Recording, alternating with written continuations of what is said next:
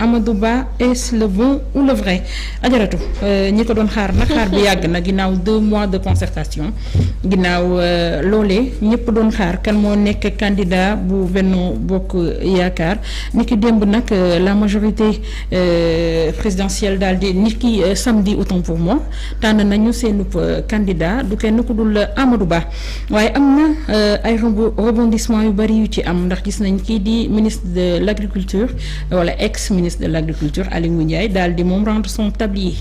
daanaka il a quitté le navire daal di génn daal di dem ñu ngi xaar nag ñeneen ñi nga xamante ne woowoon nañ leen daal di leen càmbar pour mën a xool ndax mën nañoo nekk candidat balaa ñuy xool ndax Amadou Ba moo nekk na le bon profil ou pas ban jàngat nga am ci tànneef bi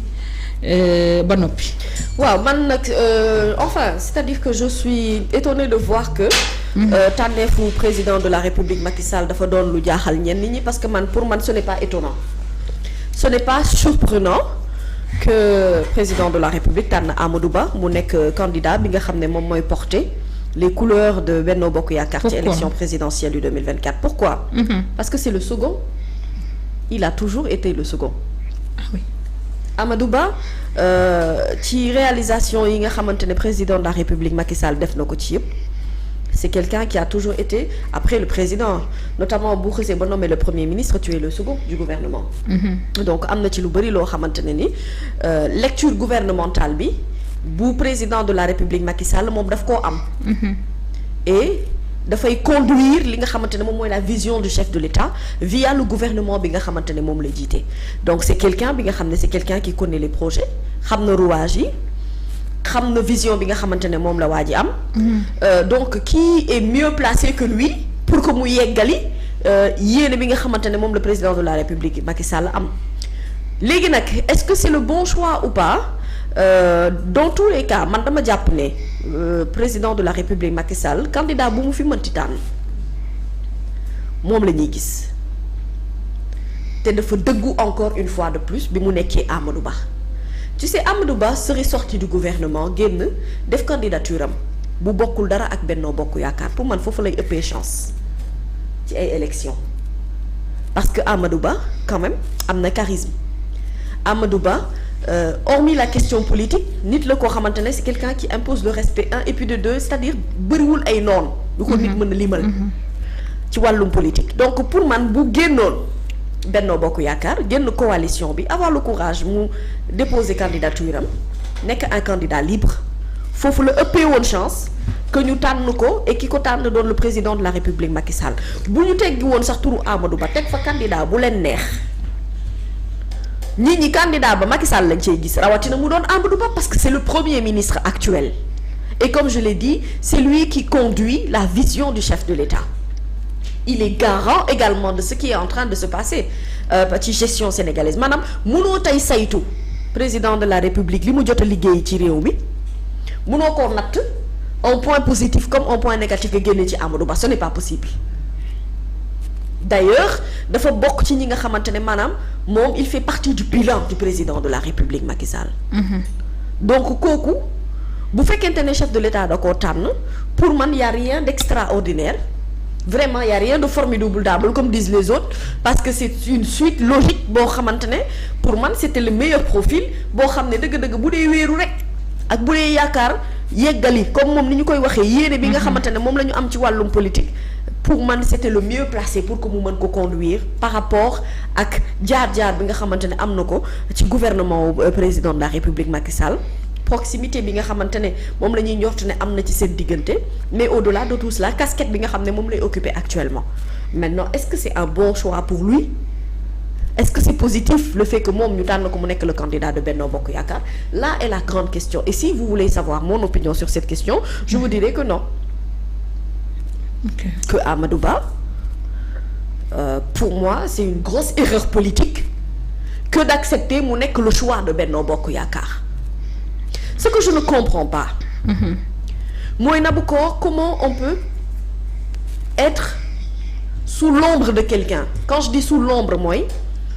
président de la République Macky Sall moo fi nekk mooy chef de l'État depuis des années pendant tout ce cheminement là boo nekkul ministre grimper ba tey nga nekk premier ministre terewul tu es sous l'ombre du président de la République Macky Sall. À un moment où la lumière doit jaillir je n'accepte pas que la lumière maanaam li nga xam ne moom mooy kii bi ni ñu koy waxee lii nii di tàkk nii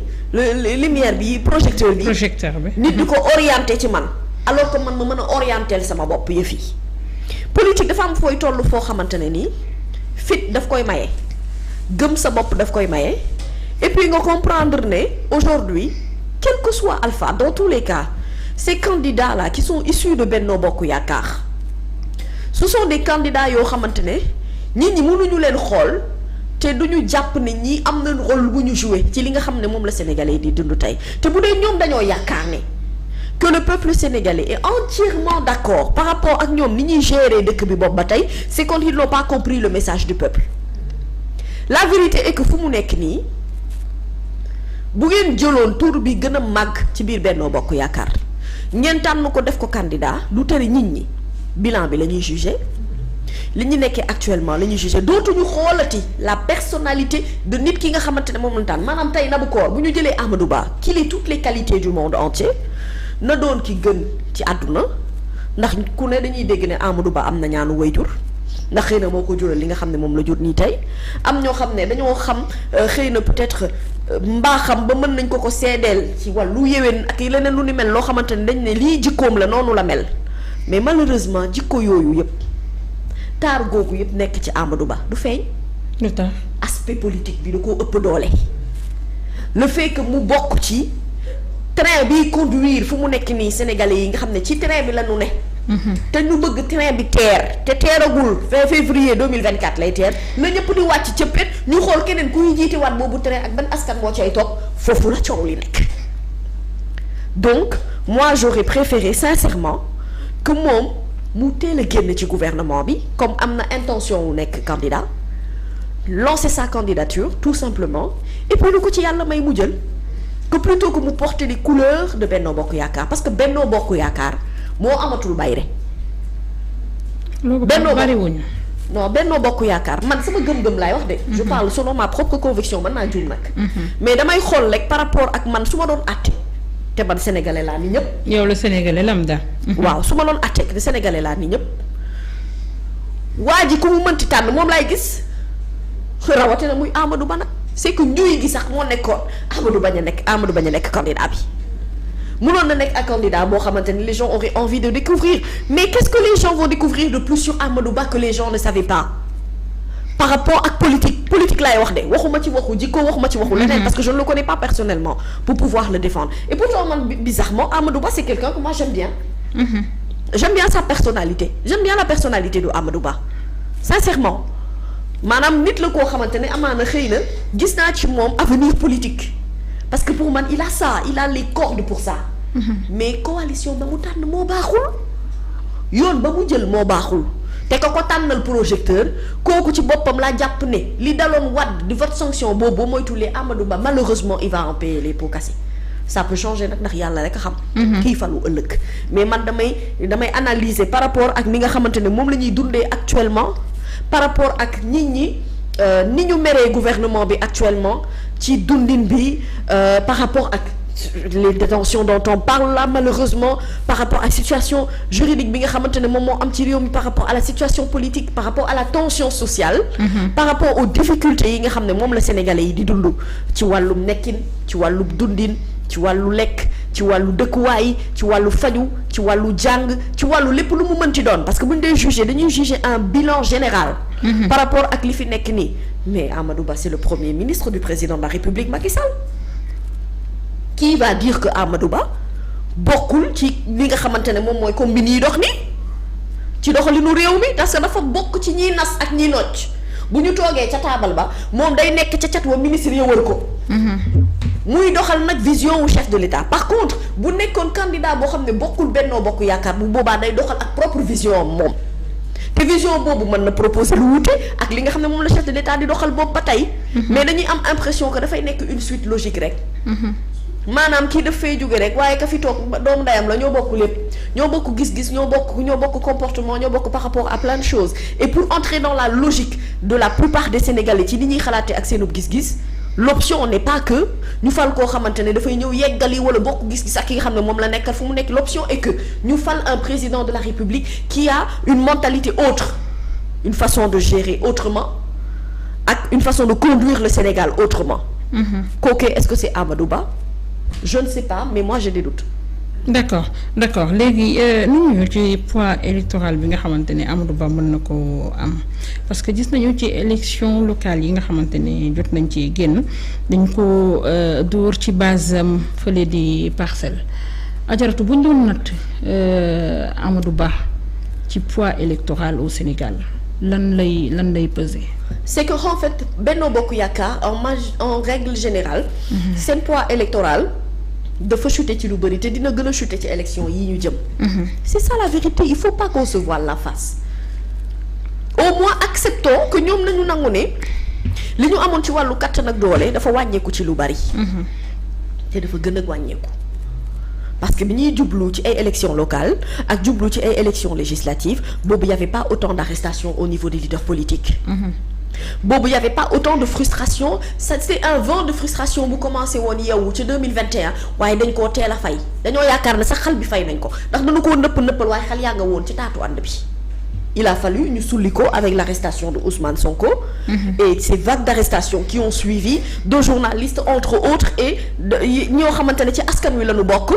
pour que ñu mën a comprendre ni dëgg-dëgg nit ñi am na lu ñu mer mais xam nga question bi lan la mooy ñu comprendre askan wi lu tax ñu mer te loolu dafa dépasser vision politique dépasser na ko maanaam lecture la ci par rapport ak doxalin bi ni muy tëddee Amadou Ba quelqu'un qui a été battu comme dans son propre fief. Est-ce que c'est quelqu'un qui a la possibilité aujourd'hui de gagner encore ces élections présidentielles parce que dañuy wax ne présidentielle ak yeneen bokkul ma ne la wax dëgg yàlla saako bu deful dara moom du taxaw te nit ñi bu ñu yaakaar ne am xaalis gu bari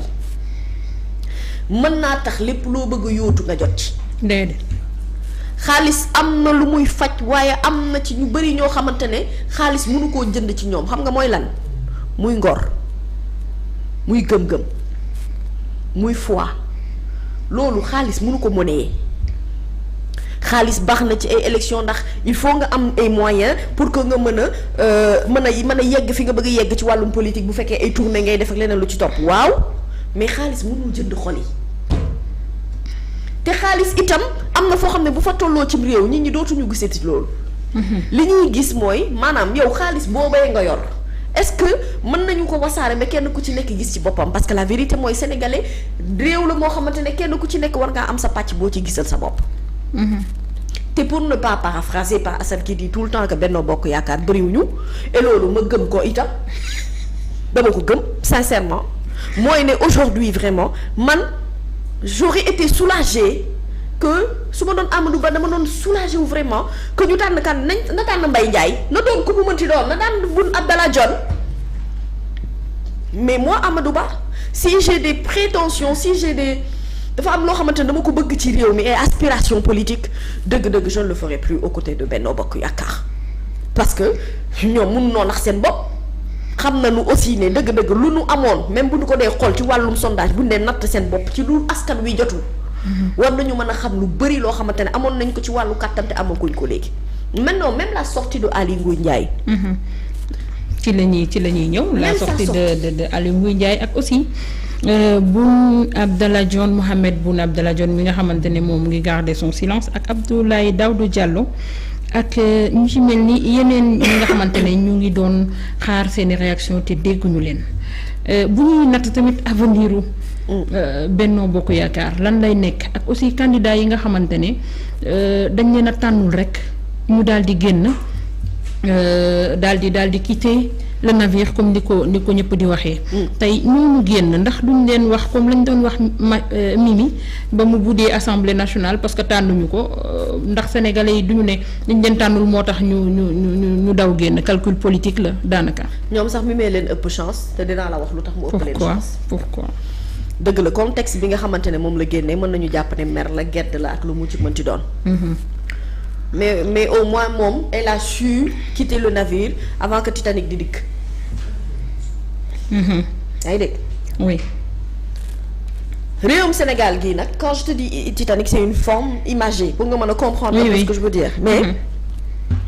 Par exemple, depuis la nomination de Amadou Ba en tant que le candidat miraculeux de Benno Bokk Yakaar, on a vu des vidéos y circuler sa maison entre autres plein de choses que les gens ignoraient, ce qui veut dire que ce qui est drôle dans l'histoire mooy ne quel que soit contexte bu mu doon dundee nëbbu woon na sax tuuti en tant que premier ministre, mais il a fallu que ñu déclarer ko candidat que yenn yi nëbbu woon ci moom mu ngi commencer feeñ. maanaam dëkkuwaayam këram intimité ba nit ñi les gens se posent beaucoup de questions sur où est-ce qu'il a pris tout ça donc li jotoon na nëbbu ci moom as tuut muy commencé folle ko. Par contre est-ce que xam nga ne moom bu génnoon déclarer candidature am bu bokkul dara ak Benno Bokk Yaakaar intimité boobu dina ko préserver. nit ñi dinañu poser wu ay questions mais du nu lëx bët du nu lijjanti. te Sénégal léegi en fait mooy réew moo xamante ne xale yi ni ñuy dundee mooy da ngay def léegi ñu fay la léegi. ñu lijjanti léegi say et puis finalement tu te demandes ñii fan la ñuy jëlee yi ñuy def ci réseaux sociaux yi fan la ñu koy jëlee et c'est pour ça que les réseaux sociaux dérangent. Parce que lépp lu ñuy nëbb ci réseaux sociaux yi lay feeñee. Aly Ngouille Ndiaye pour man candidat la il l'a déclaré wala wax na ko bokk mais booba la waroon génn. En fait c'est-à-dire que mënuma comprendre nga nekk ci bateau génn ànd bateau bi di suux yow nga bëgg a génn balaa suuf gee ñëw waaw d'accord même boo ko bëggee def sax maanaam da ngay bokk ci ñi nga xamante ne ñooy ñiy njëkk a wàcc ci quai bi loolu ngay def arrêt bu njëkk bi da ngay ànd ci njëkk ca péelu boo ñëwee ba avant dernier arrêt nga wàcc du tere ñu jàpp ne ba tey yaa ngi woon ci biir terrain bi loolu mooy problème bi. te pourtant que ça soit Aly Ngouille Ndiaye Amadou Ba c'est-à-dire que au sein de Benno Bokk Yaakaar mais vraiment am na ay leaders yoo xamante ne mën nañu aspirer ay ñu yore réew mi am nañu xam-xam boobu pour am nañu compétence bi pour parce que sincèrement qui va dire que Amadou Ba n'a pas les compétences vraiment pour mu mën a yore réew yow da nga koy wax man du ma ko wax de parce que comme je te l'ai dit man c'est la personne de Amadou Ba en tant que telle ne me dérange pas au contraire sa personnalité c'est une personnalité qui me plaît bien mais sauf que man fi mu bokk mooy sama problème. Aly Ngouille Ndiaye mënoon naa génn bu yàgg bu génnee nii dañuy jàpp ne génnub mer la te xalo da nga yaakaar ne Aly Ngouille kay génn toogal seetaan seen décision bii ñu jël man jàpp naa ne seen bennoo gii ñu ngi jëm ci loo xamante ne ci tasaaroo la jëm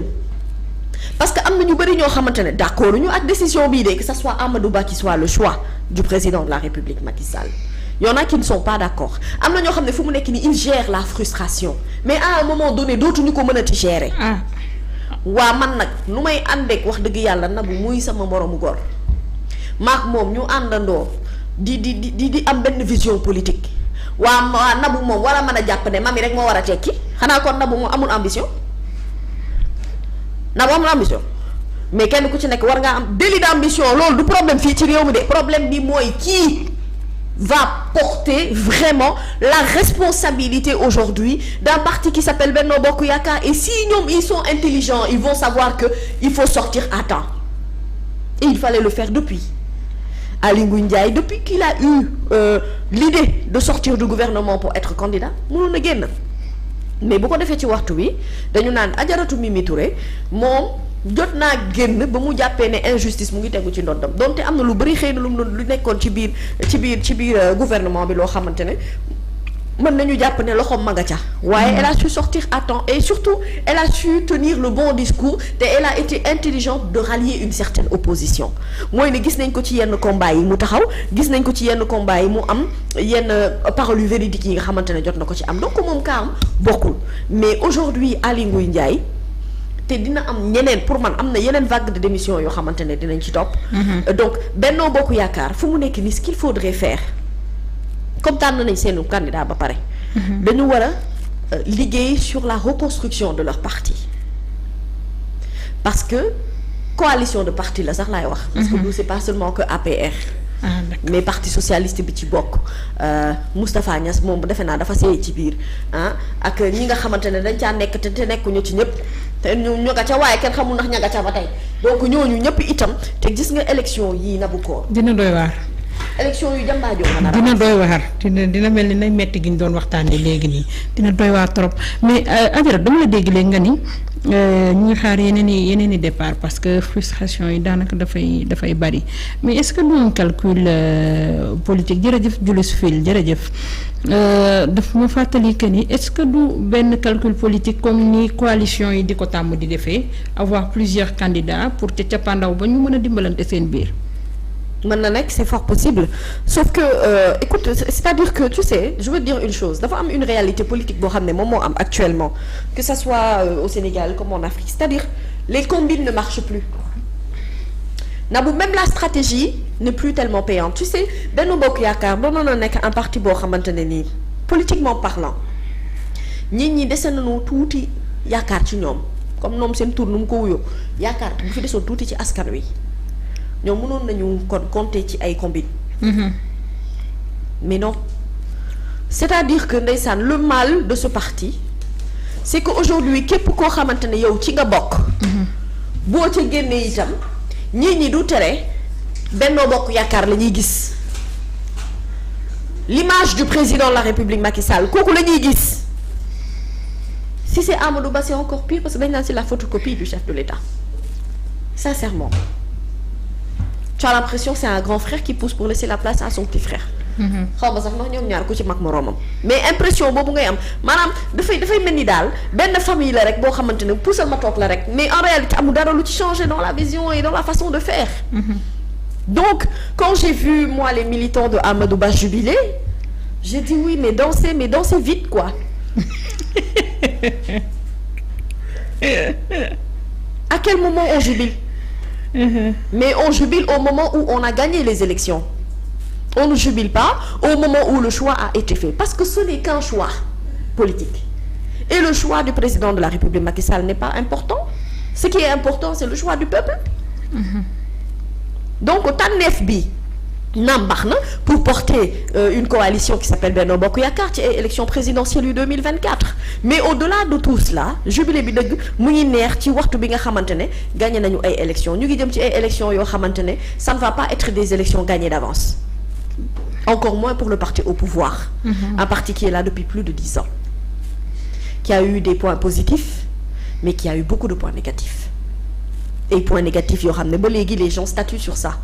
Quand on en parle, les gens pensent qu'on est contre le gouvernement. Ça n'a absolument rien à voir. On est juste en train d'analyser benn gouvernement bu fi teg ay tëralin boo xamante ne askan wi ci la ñu war a mën a basé wu pour wax ne oui ou bravo wala ñu ne non stop à un moment donné. Et le fait est que lu yàgg sax dafay sàppe wax dëgg yàlla nit lu mu fi mënti nekk ak loo liggéey bu baax a baax il faut savoir partir quand il le faut et laisser la place à quelqu'un d'autre. Et puis moi ma question est si Amadou Ba était réellement le choix du président de la République Macky Sall depuis le début, pourquoi avoir pris tout ce temps? Pourquoi? On nous a laissé penser des choses. C'est-à-dire on est tellement dans la stratégie politique. Ba nu dinu togg dinu baaral dinu bax-baxee. Est-ce que c'est pas ba nu yegg si ba fii. ñu ne ñu c'est Amadou Ba. Est-ce que du choix wu ñàkk pexe parce que d'après analyse yi boo leen dégg ñuy wax ci projet président Macky Sall mooy bokkoon ci élection présidentielle yu 2024 waaye askan wi ñoo ko bàyyiwul ak kuréel yi nga xamante ne samp nañu lu ci mel ni F24 ki mel yu ni mel ma daal di taxaw temm ne ko du fi defee 3e mandat parce que ci discours am sax bi ñu renoncé à sa 3e candidature dani carrément que ni moom am na droit même si am na droit def 3e candidature waaye du ko def parce que dafay sàmmonte kàddoom ndax du ci calculam moom moo naroon nekk candidat bi ba far nag mbir yi daal di mujjee nii est-ce que du choix wu ñàkk pexe. je lui accorde le bénéfice du doute au chef de l'État président de la République Macky Sall parce que ba tey dama jàpp ne comme il l'a écrit dit et redit à plusieurs reprises que du nekk candidat. Que xëy na loolu moo nekkoon bëgg-bëggam et que dafa nekk ci logique boobu mais je dis que moom aussi pour donner plus de crédibilité au candidat bi nga xam ne moom la tànn il fallait pas laisser passer tout ce temps-là Naboukoor on n'en avait pas besoin sincèrement il aurait juste fallu dire que ci comme man du ma nekk candidat ci élection yi sama premier ministre Amadou Ba mooy nekk le candidat de Benno Bokk Yaakaar jeex na c'est-à-dire que choix bi moo surprenant wul yow bi nga déggee ne Amadou Ba la daf la bett man dama ko xamoon en fait. donc en termes de communication en fait bu ñuy wax ci wàllum communication en fait pour que dara mu mën am impact. day fekk mu surprenant. mu bett nit ñi que ñu ne ah ouais ah bon ah c'est tel candidat mais qui est ce candidat finalement que ce candidat puisse susciter ce qu'on appelle la curiosité. Amadou Ba ne suscite pas la curiosité, les gens connaissent Amadou Ba. Non. Donc il fallait le dire depuis le départ que Amadou Ba mooy sunu candidat mu leer ku bëgg bokk ku bëggut a bokk génn waaye ñoom fi ñu ko defee nii est-ce que calcul politique bi du wëlbatiku ci seen ginnaaw. à 5 mois lu am na ñu bëri ñu ko wax est-ce que du suicide. est-ce que du nasaxal sax jaaree fa nasaxal coalition bi nga xam ne boobu ba tey ñu ngi dëgërante ba nii mais man ñu ñëw sur la forme. oui vas-y ma xaan. xam nga lu tax li ngay wax nii dafa am solo ndax bu ma pikiir foofu rek day baax fi may pikiir nii fii baax na trop. bu teggi sa baaraam bu xam ma kii la ban vaccin la waaye vaccin bi baax na. li ma bëgg a wax ngaa la kan mooy xam nga lu tax mën na wëlbatiku ci seen ginnaaw. Ils ont fait un choix à quelques jours des parrainages. Choix boo xam ne dañu ko def rek ñu annoncé ay démissions Aly Ngouille Ndiaye notamment. le premier et c'est nañ toog seetaan. man gëm naa ne am na biir Benno Bokk Yaakaar. non man gëm naa ne am na ci ñeneen ñoo xam ne ñu ngi biir Benno Bokk Yaakaar dinañu démissionner pas parce que ils sont contre Amadou Ba de. mais parce que ñoom dañoo am ay ambition politique yoo xam ne dañu koo teer te frustration bi xam nga ci lan lay jógee mooy ne ngay ànd ak nit di politique di am foo xamante ne ni maanaam yow joxe nga lépp pour kooku bu tànneef jotee même bu fekkente ne sa tur soufflé wuñu ko yow yaa ngi dund yaakaar ci sa biir xol ne kii dina ma fàttaliku te il ne l'a pas fait et nga jàpp ne ndaw nga et nga jàpp ne yow tamit am nga droit aspirer yegg fu mu yegg moom xam nga doo continuer di teer li nga xamante ne moom mooy sa ay ambition parce que dafa am benn tànn boo xamante ne dañ ko fi def bu dee parti la rek te ci démocratie la ñuy dox kon le fait que ñenn ñi démissionné du doon problème léegi Naboucor ñi nga doon ànd ak Aly Ngouille Ndiaye te Aly Ngouille Ndiaye dafa am électorat quoi qu'on puisse dire Aly daa am électorat Aly ma mbokk ab jolof bi mais li mu rawee Pape El Hadj Malick Ndiaye daara jolof bi passé bariwul voix yi dafa tuuti sama mbokk la léegi am na poids waaye électorat boobu mooy xam nga duñu parrainé Amadou Ba am na ci ñeneen ñoo xamante ne buñ dee gëm seen bopp dëggal seen bopp démissionné ñooñu itam duñu ànd ak Amadou Ba ce qui veut dire que ñoom seen poids day gën a rës parce que parti bi li muy rëy daf ci am ñoo xamante ne c'est des électrons forts libres mais forts mooy ñoo xamante ne dëkk bi lu muy tartar ak lu muy metti seen gox dañ koy gañe mënoo ci dara ñoom seen gox dañ koy dëbb ba mu mokk kon yow kooku lii sa intérêt mooy kooku nga taf ko ci sa wet mais kooku bu la wanee gannaaw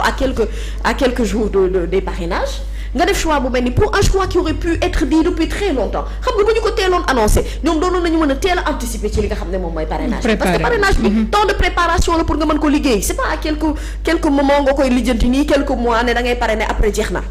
bien que awuma doute ne seen parrainage dina jàll je n'ai pas de doute là-dessus je pense que vraiment ça va passer crème je sais pas comment ils vont faire mais ça va passer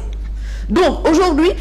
ñu def seen tànneef à ce moment-là pour moi le timing n'est pas bon sur le point de vue communication également y a rien de surprenant te dëgg-dëgg communication boo amul effet surprise boobu communication moom na sax na rek après ma bàyyi la nga dugal sa beneen question mooy ne Ali dem na am na ñeneen moytul damay ragal dem gi dana bari na sa xel dafa dem ci kan bari na am na ñoo xam ne moom suñu ko soutenir du dëgg dem gi moom bun moom mu ngi ànd ak Benno Bokk Yaakaar ba tey wala xaw ma de xanaa ñu xaar rek xëy na dina génn tey Mame Boye Diao moom dafa waxoon ni ñu tànn ko ñu bañ koo tànn day nekk candidat waaye tey woo na presse bi nañu xaar xool dan lay wax ajaratu ñi ñu tànnul te duñu wax te bëggoon nekk candidat suñu waxulee day firndeel ni dafa am dossier yu ñu teg ci conc wala am nañ moyen de pression buñ leen téyewee ci coalition Benno Bokk Yaakaar xaw ma de waaw te ñu waroon a ndax am nañu te ñu déposé woon seen candidature ci tànneef ba bu ñu noppee ne duñu dem ndax day firndeel ni dañu am moyen de pression ci ñoom maanaam dañu am dossier yu nekk ci conc bi te à tout moment mën nañ ko yëkkati waaw wala déet. Non mais c'est que ñi nga xamante ne maanaam ay candidats la ñu woon. dem nañ ca concertation ba vraiment xool nañ leen saytuwaat leen du dëgg ba finalement ñu ne leen disqualifié nañ leen. parce que lii day wane ne ñoom dañ leen wax ni yéen mënoo leen kii moo mën jaxasewu ma de damay wax rek. da ngay jaxase. Nabou da ngay jaxase Nabou li ngay def nii moom weesuwul jaxase. mais dañ leen di mënuñu kële moo mën du dëgg. En tout cas dafa mel ni dafa mel ni concours rek dafa mel ni concours booy defi rek. ñii dañuy admis ñeneen ñi duñu admis. Amadou Ba admis na ñeneen ñi ci des admis wuñu léegi problème bi mooy xam nga ñoom amoon nañu ambition ba noppi. mooy nekk président de la République le fait est que est-ce qu'ils vont avoir le courage malgré que ñoom tànnuñu leen. ñu dem defal seen candidature bopp là est la grande question. Est-ce qu'il y a des dossiers ou pas je saurais dire mais en tout cas ce qui est important c'est que aujourd'hui on a vraiment besoin ñun Sénégal de leaders courageux on a besoin de ça. de leader yoo xamante ne dañuy gëm seen bopp te wéeruwuñu ci kenn parce que li bon mooy nga wéer sa yaakaar ci benn nit yaakaar ne bu dul moom yow waroo mën a doon dara en fait. Que les gens ne se trompent pas hein, tu sais même au sein de aujourd'hui de Benno Bokk Yaakaar pour man am na ci ay leaders yoo xamante ne dëgg-dëgg bu nu dëggaloon seen bopp vraiment gëm ne mën nañu dem sans pour autant ñu ànd ak benn coalition ni qui que ce soit ou en tout cas choisir la bonne coalition pour mën a dem ci ay élections présidentielles ils auraient plus de chance pour en tout cas ñu bokk ci ñi élire maintenant la question est c'est-à-dire que li nekk biir Benno Bokk Yaakaar aussi situation la boo xam ne ça se pose aussi un peu du côté de l'opposition aussi quoi qu'on puisse dire Benno Bokk Yaakaar moom gëm naa ne seen bennoo googu xanaa balaa élection yi ñu wut beneen tour bu ñu koy def parce que ci tasaaroo la ñu man ci li ma gis. xaajaloo je pense Youssou Ndour woyoon na ko xaajaloo c'est ça. Youssou Ndour dem na moom it xaajaloo waaw moom it dem na lu dëgg. Youssou dem na yàlla baax na kon ñu rafet ci njortu rek. Youssou dem na du am. xam nga am na ñoo xam ne nag wax dëgg yàlla mami. Youssou ñu ànd ak Amadou nag j'espère que du dekkil moom xaw ma nag ndax dinañu je pense j'espère que du dekkil ay fekkee ma ci boole moom wax dëgg yàlla. man fekkee ma ci boole moom seeyoon na biir Benno Bokk Yaakaar gaw ma xanaa muy ma je pense pas que waaw ku ma dem sa loolu. dem na de ñu nuyu Farba Ngom moom yàlla baax na. ana Farba sax en tout ça Farba ça fait un bon moment que déggatuñu ko aussi dégg naa neexoowul woon ak Amadou de du dëgg. moom Farba. dama ko for ci wewu bay rek. Bon. Bon mais yàlla baax na mami ñu ñëw ci forme bi fi mu ne nii wax dëgg yàlla da ngeen mam bëgg a dugal ci ay coow rek ci ay coow yu sew ñu am nañu may tendance ci commentaire yi gisuma leen man bëtu garmi laa yor lu ma arrangé wul du ma ko xool bëtu garmi laa yor mu ngi noonu séeréer ak jolof man wax dëgg yàlla bàyyi leen noonu mu sedd rek ajaratu bu ñu ñëwee ci forme bi zibile nañu zibile sama benn sœur Aïssata alpulaar la aussi. démb dafa ñëw kër ga di zibile nag naan xoolal Amadou ma ne ko wuy ma. lan lay zibile tamit. da ngay zibile mu ne ma am ma ne ko waa feccal gaaw feccal li ngay fecc mu gaaw rek. balaa daaneel bi di ñëw.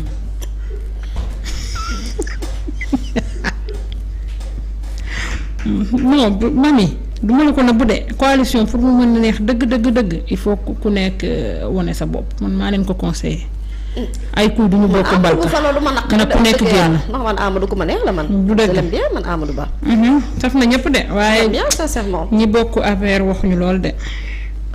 am na beneen leneen lu ñuy wax nag waaye yàlla baax na. man nag coow li mooy xam nga tamit temps yii passé ba nu demee ñoom seen permanence su parti. Amadou Ba nga fa woon Mbaye Ndiaye nga fa woon. Diouf Sarr nga fa woon. man li ma jaaxal mooy coow ñi semblant di wane ni dañoo bëggante. waaw xeex ba fa amoon xeex boobu tamit loolu war nañ ko j'espère que réglé nañu ko war nañ ko réglé quand même bu dëgg amoon na xeex de te permanence. xeex kay ba seen snapper bu mag bi seen Mbaye Ndiaye mbéj xale ba da nga ko fàtte. defoon direct bi seen kii bi seen tiktoker bi xam nga seen snapper bu mag bi nu mu tudd kooku nekk ci ñoom waaw kooku naka kali waaw kay moo defoon direct bi tubaarkàlla muy taw nag taw nag ba moto bi tooy nag et tout ça waaye amoon na xeex ñoom ñëpp nga fa woon. yàlla baax na sama yaay Asta Top Babou nee na moom sa yaay jolof moo lay défendre ma de man bu dëkk bi xawee tar nii sax pëccëxoo gi am ku nekk di kii mañi bi jolof far ci sama ndijaay du dëgg kaa bi foofu la toll léegi sama Aly Ngouille Ndiaye mooy sama candidat bu fekkee day présenté wu ji. Bamba Gueye lu mu waxati Bamba lu mu waxati ma j'ai pas vu ani ko lay mais loolu dinañ ci ñëw mooy suñu ñaareelu ponk bi ñuy waxtaanee ñoom ñu ñëw ci forme bi yàlla li nekk sama xel bi yëpp tey dama am kersa moo tax mënuma koo wax wallaahi maa ngi bëgg kii defaraat affaire yi mu gën a jaxasoo maa ngi bëgg a sànni pion fii dugal fii génne fii ay waay allahu akbar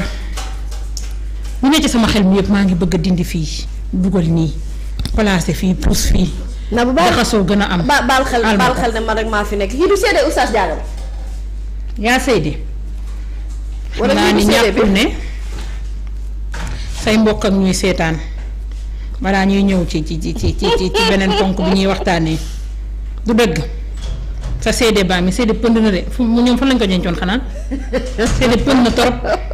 seede Oustaz Diaga bi la. yaa seede mais Ngalla fu mu jëlee nii moom Ngalla dem na ba jëlee sa seede bi mu ngi nii kon Pa Ndiaye ñu ngi lay ñaanal nga jot ci jàmm.